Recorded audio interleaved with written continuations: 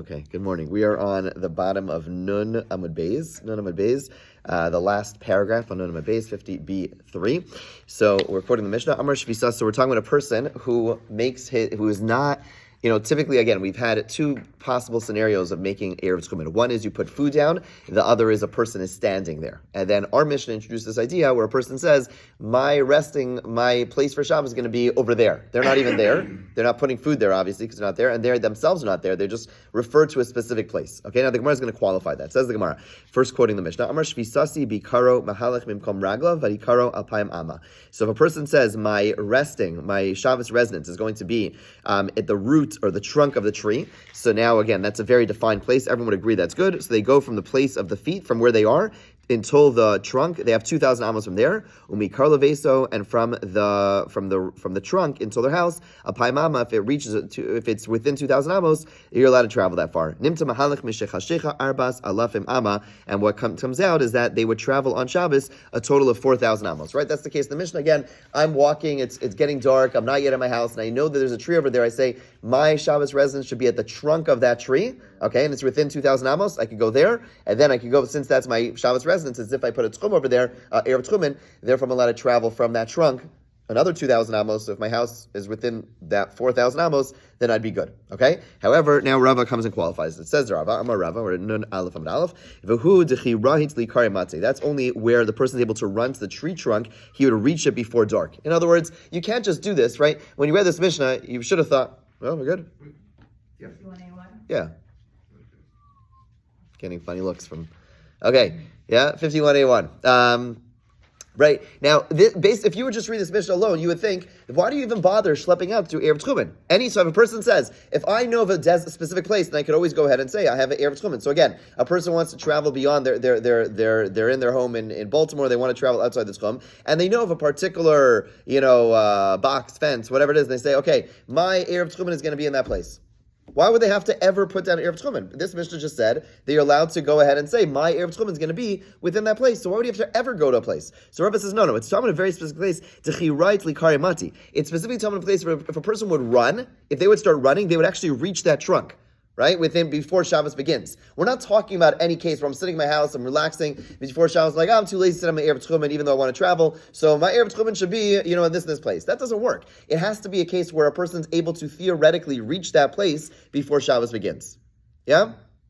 Yes? Okay, so in other words, it's not a blanket rule, it's a very, very particular case. Amle Abaye v'hachashcha lo kitani. But if it's only theoretical, then why does he have to bring food? He doesn't have to bring food in this case. Yeah, okay. Right, meaning he doesn't have to bring food. He would not be able to bring food, but he would say, my Erev Tchumen is going to be under the trunk of that tree, but it has to be a case where the person could, in theory, at least be standing under that tree, right? Because again, what are we trying to establish? We're trying to establish the person's Shabbos residence. So normally you have to either be there or put food there. Now we're saying, even if you have neither of those, but you could reach it before Shabbos, and you're saying it's a very specific place, that would also work. Ask Abaye. Then why do we ever bring food? But you'd have to be talking about a case. So you'd have to be talking about a case where a person would be standing within 2,000 amos of. I'll just go. So I'm Ner Yisrael, right? So I'm gonna want us to have Erev Tchumen. So I would set it up like somewhere like near that Men's Warehouse or something, somewhere around there. I forgot exactly. Fine. So the only way this would work is if before Shabbos I would say I would be within 2,000 amos of it, Great. and I'd be within Erev 2,000, and I could reach it before dark.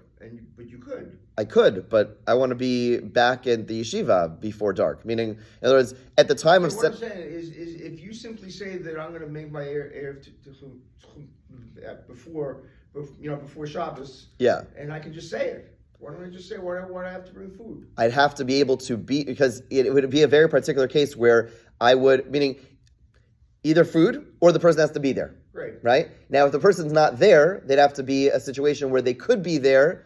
By running, they could get there. You could. Yeah. So let's think about this case. It's Friday afternoon. Yeah, but it's Friday afternoon. And so I'm setting up an Erev Tchumen because I want to travel on Shabbos afternoon to Pikesville, right? So the only way to do this is that I'd have to be standing like two blocks away from that area. That's how fast you run. No, but I'm not trying to no. But think about this. Why would this is such a bad? Meaning, this is normally a really impractical thing. Meaning that means that Friday night, right before Shabbos begins, I'd want to be standing within 2,000, right, within 2,000 amos and within running distance of that space. I don't want to do that. I want to be at the yeshiva, davening or eating. You know what I'm saying? Like, in other words, this is not the best. You're right. If a person's standing there at the place of Eretz Chumen, or if a person's not standing there, they have to be close enough to run. But you normally, Eretz Chumen, if a person's in their home, they want to set up Eretz Chumen, normally you set it up before Shabbos, and you have to go back home. Right. Meaning setting up the food is normally convenient, right? The only way this would work is that you'd have to be standing there as Shabbos begins in that space. So yeah, you could do it, but it's not like always do that, because it's normally actually very inconvenient to do that, because then you wouldn't be standing where you want to be standing on Shabbos. You'd want to have to be standing.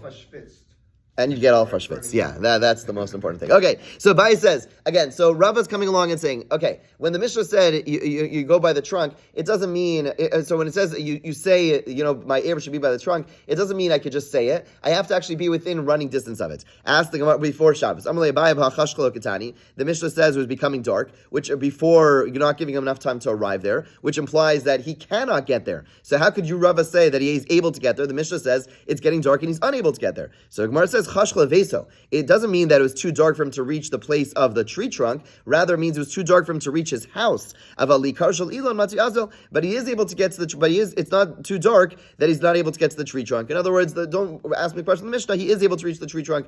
Ikadamri, a slightly different version. It was getting too dark for a person to get there if he would travel slowly. But if a person were to run, he would reach it before dark. Okay, bottom line is you have these different versions, and Rava's point stands, and therefore when we read the Mishnah, it wasn't just this carte blanche that a person can just sit in their house and say, oh, my Erev Tchumen should be in this place. No, it has to be in a situation where they're almost there, that if they were able to run before Shabbos and reach there, then it would work. Okay, now we have a story. Rabbi Rav Yosef Havika Azli Ba'orcha. Rabbi and Rav Yosef were traveling on the road late Friday. Amrle Rabbi Rav Yosef Tehei Shvisasenu Tusei Dikla Desavil Achua. Let our Shabbos residence be established under the date palm that supports its neighbor. Right? You ever see those trees, like one of them is falling and another one's like holding it up? So like you have like one tree falling over and it's holding it up. He says that's a very particular place. Va'amrile, and some say a slightly different version, Tusei Dikla Defarik Mari Mikarga. Let our Shabbos residence be established under the date palm whose fruit saves its owner from paying, helps its owner paying taxes. What that means is that it produces a lot of dates. It produces a lot of dates, and basically the owner, it's like this fruit tree which was very unique that it produced so many dates that it was just like an expression. Like it produced so much that it gave the owner the opportunity to pay all his taxes from that date tree. Okay, fine. So now Rabba turns to Rav Yosef. Yad Lemar, do you know of that tree? Amalei le'yadanale. Rav Yosef responds, I don't know. Again, Rabbi and Rav Yosef are walking. Rabbi says, my shvisa, my Shabbos residence is going to be by this particular tree. Right? They're not yet there, but he establishes his residence. He turns to his colleague and he says, hey, do you know about this tree? He says, I don't know what you're talking about. So he says, Amalei smochalai. He says, rely on me, rely on my designation, right? Tanya, we saw in a brisa, we saw this earlier, but there's one key word added. You'll tell me if you recognize which key words are added. Rav Yossi Omer, Rav Yossi says, Im hayushnaim, if two people are traveling together, echad makir v'echad shena makir, one knows the landmark, which is going to use the Shabbos residence, and one does not. So zeh she'eno makir moser shvisas lamakir, the one who does not know the landmark gives over his residence to the one who knows it. Right? In other words, I'm traveling with Tzvi, I don't know Jesse. Jesse knows his directions, we learned. And so I say, hey, Jesse, you know your direction, you know these landmarks. I have no idea. So I'm going to give you my residency. You're in charge. You're in charge. And then you say, our residence should be in this particular place. Okay, so that establishes landmark, and that's the end of the story. However, Rabba fudged things a little bit. What did he add that wasn't there initially? If you didn't see this ahead and you get this, I'd be very impressed. Okay, fine, don't worry. Velohi, what? Is it the plural, which we sustain? No. Velohi, he says it's not true. What's not true? That Rav Yossi is not really the author of this brisa. Rav Yossi, in other words, when Rabba turned to Rav Yosef, really it was an anonymous brisa. But Rabba said, Rav Yossi said it. Why? Lo tanalei Rav Yossi. Rabba, he taught this in Rav Yossi's name, because he wanted Rav Yosef to accept the ruling from him. Because Rav Yossi always has his reasons with him. In other words, there's this principle that Rav Yossi was this like very, very impressive sage, and therefore, if Rav Yosef would learn, if Rav Yosef would know that the brisa was authored by Rav Yossi, he would accept it. In other words, again, Rabba and Rav Yossi are traveling. Rabba's concerned that Rav Yossi is not going to rely on him, and Rav Yossi is going to be stuck Rav Yosef is going to be stuck outside the city. So he kind of swayed. It's like he said, "Oh yeah, I think where Moshe says this." Moshe didn't say it. Yeah, really, it was said whatever. It was just said by someone. But he wanted him to rely on it. He wanted to ensure. He thought this is the halacha. He felt it is the halacha, but he was a little concerned that Rav Yosef wouldn't accept it. So he gave it a name. Okay, not sure. We could. It's it's an important discussion. But like, what is that valid? Like, can you do this? I mean, clearly you can. But in terms of lying, like, what are the parameters of not telling the truth? This is a very interesting case study in terms of what are the allowances over here. Why would it be allowed to say something which is clearly not true? Again, even though it's almost like the bottom line is the halacha is true. In other words, Rabbah felt the halacha is true, but in order to support it, he suggested it came from a different place. Okay, fine. We'd have to do a little more research to understand like what are the parameters that we're learning from here in terms of lying. Right? Again, he's not lying to get him to do something which would otherwise be illegal, but he's lying to support something which he believes is the right thing to do. Okay, fine. The Mishnah said further, if a person is, does not know of a landmark, or he is not knowledgeable of the law, then he gets ultimately 2,000 amos. Fine. Bottom line is, it's just a quote from the Mishnah. The Gemara now wants to know, where does 2,000 amos come from? Again, classic Gemara. We've been learning this for the past 40 blot. This 2,000 amos, and whatever, 30 blot or so. And now the Gemara wants to know, Hani al Mama, the 2,000 amos, Teichan Ksivan, where are they written? Where does it say anywhere that you have 2,000 amos on Shabbos? So we have what we're about to have. Okay, let's read it. The Tanya, Shvu ish tachtav. Let each person stand in his place. Where are these psukim referring to? Okay, the psukim are in Shemos. Anyone know what the context is? Doing a lot of trivia today. Sorry. Okay, so the context is the man. People are told to gather the man before Shabbos, and then Moshe says that shvu ish mitachtav, that a person shvu ish tachtav, a person should stand in his place. The Mefarshim explain what this means is that there are people who traveled on Shabbos. They left again. How does it work?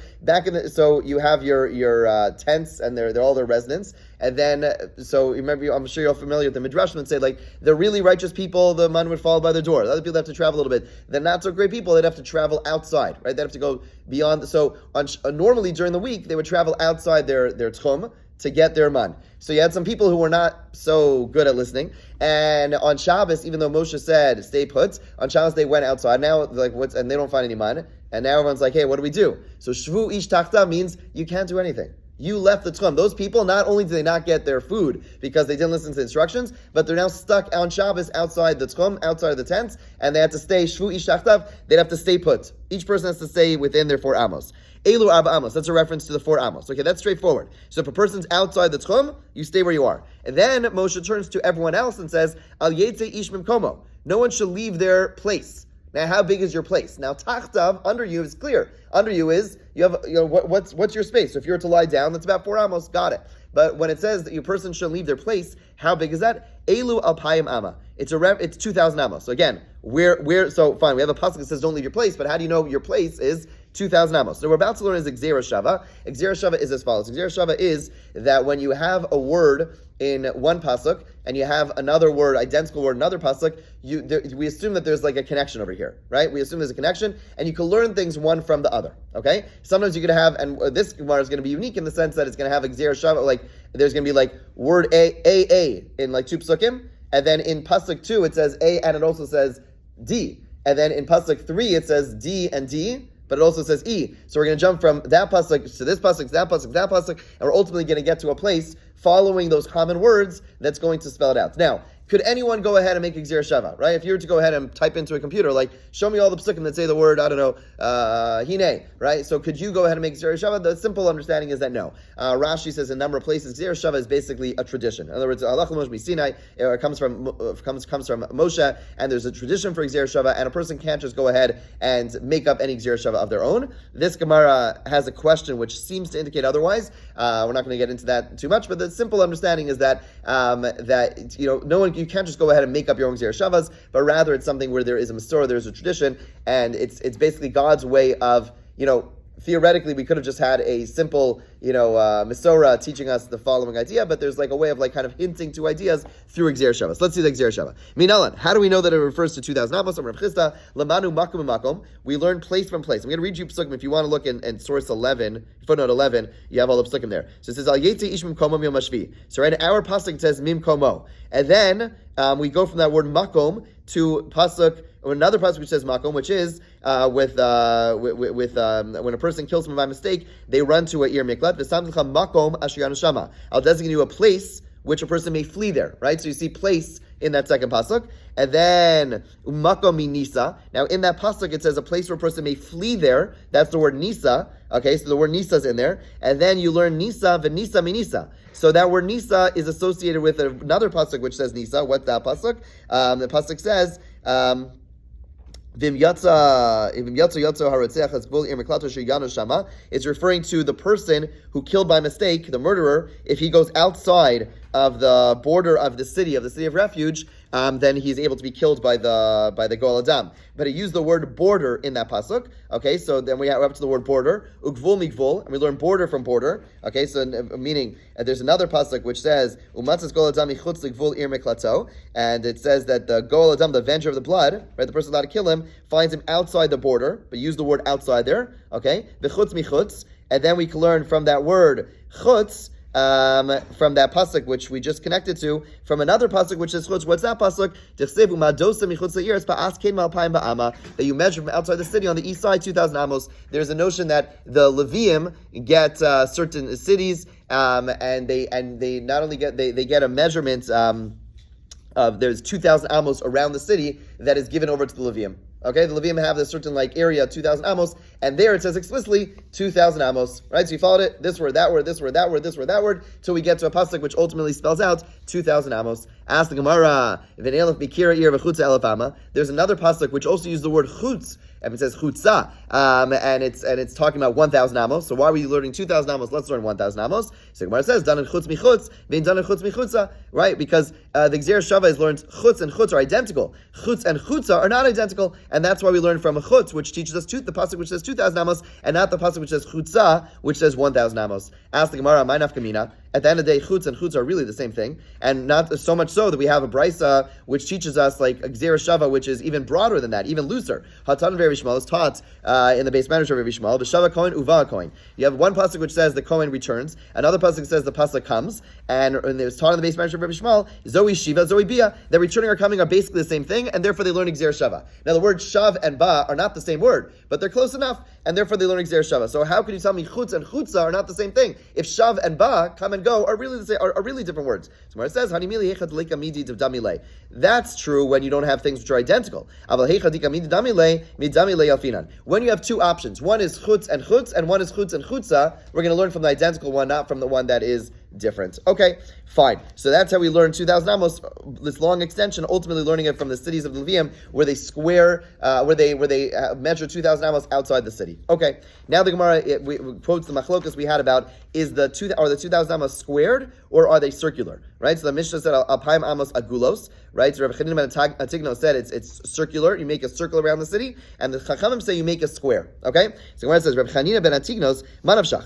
According to Rabbi Chanina ben Atignos, we have to understand, he holds Gzer Shava, peos ksivan. It says corners. In other words, what's the ultimate source from Erev Tchumen? It's from the square that's painted around, that's built around, that's measured around a city, and that's a square, right? For the Levium, get a square around the city. So if he's actually holding this Gzer Shava, then he should have a square, right? And if he doesn't hold the Gzer Shava, where does he even get the 2,000 amos? In other words, if he's holding a Gzer Shava, like we just established, then we know that source actually is talking about a square 2,000 amos section. And yet, Chanina ben Atignos holds, it's a circle. Where does he get that from? If he holds the Gzer Shava, it should be a square. If he doesn't hold the Gzer Shava, then where does he get 2,000 amos? Something has to give. So Gemara says, "L'olam islik Gzer Shava." Really holds Gzer Shava. V'shani hacha. Here it's different. Tamakra 51a3. It says over here, "Zeh yeh lachem migrashei arim." This will be for them the open city of the open area of the cities. The word "zeh" teaches us l'zeh tenos and peos. Here, in the case of the Levi cities, you're going to give corners. V'yatzenos and peos l'shovsei Shabbos. But you do not learn. But it's zeh. It's an exclusive word. It's saying here only something. but not elsewhere. So the 2,000 amos we learned from the city of Levium. But here alone, do we have the corners? Here alone, is it a square? Nowhere else is it a square. Okay, but now we have a question. According to Rabbanan, how do the Rabbanan learn the word vizeh, which seems to say it's exclusive to this halacha of the Levium and not elsewhere? Rabbanan Taner Chanina Omer kazeyu kol shavsei Shabbos. The word zeh doesn't mean this alone, but rather kazeh, that other things also are like this. It's actually the opposite limud. Whereas Chanina ben Antignos is saying zeh is saying it's exclusive, that the squared shape, the corners, are unique to the cities of Levium and nowhere else. The Chachamim say no, kazeh, it's like this. What's like this? Meaning, whatever we're learning from here, all the laws of Shabbos are going to have squared and not circular. Let's keep on going, so we're running out of time. Amar Rabba Yaakov, Hamaver Arba Amos B'Shus Rabim, and now we new halacha. We learned Amos Dechah Shabbos. I don't think we learned this. That a person, I could be wrong though, but a person who transfers an object for Amos B'Shus Rabim in a chayiv ad shemaver ahein v'alachsonan. You're only chayiv if you travel them and they're diagonal. What does that mean? If we're learning kazeh, that means that all the laws of Shabbos, you don't go 4 amos are measured always with a diagonal, always in a square. And what that means, if you have a square of 4 amos, right? So if you go from one corner of the square to the other corner of the square, how many amos is that? 4 times more than 4. Thank you. So we'll give it approximate of 5.6 amos. Well done. So 5.6 amos. Good thing Arnie's here. Okay, so it's go. So 5.6 amos is from here to here, right? So he says when it says 4 amos, if everything kazeh means everything in Shabbos is always going to be squared. That means you don't just measure this way. You go like this, and therefore it's 5.6 is actually the measurement. So if you were to by mistake transfer something on Shabbos, and you went 4 amos and you stopped, and the base minister was standing, and you say, "Do I have to bring a carbon?" The answer would be no, because it's only when you measure it at a square, which means you take the longer measurements going this way, which is actually 5.6 amos. One more line of this. Amar Papa, Badiglan Rava. Rava used to test us with the following question. Amar B'Shus Rabim, a post which is in the public domain. Gavoa Sar V'Rocha V'Arba. It is 10 tvachim high and 4 tvachim wide. Tzarachem Alachson doesn't need to have the diagonal to be considered Rishus Yachid. Right? We know that if it's 10 high and 4 wide, it's considered Rishus Yachid. Although doesn't need to have a diagonal. V'Amrina, right? Meaning, what that means is that if it's just a flat post like this, it's 4 wide, 10 high, it would be okay. But if now, according to this halacha, you would actually need it to be wider. It'd have to be 4 by 4 squared in order for it to be, you would need the corners in order for it to be included. So he says, and they used to answer him, we answered him, this is, the answer was from Rabbi Chananya Omer, Kazeyu Kol Shavsei Shabbos, that all Shabbos observance should be like this, meaning that it has to be a square of 4 by 4, and it wouldn't be enough that it's just 4 tvachim, this way and 10 tvachim high, but rather this pasuk is teaching you that all cases of Shabbos measurements have to be squared and fine. And we'll stop over here. Have a great day.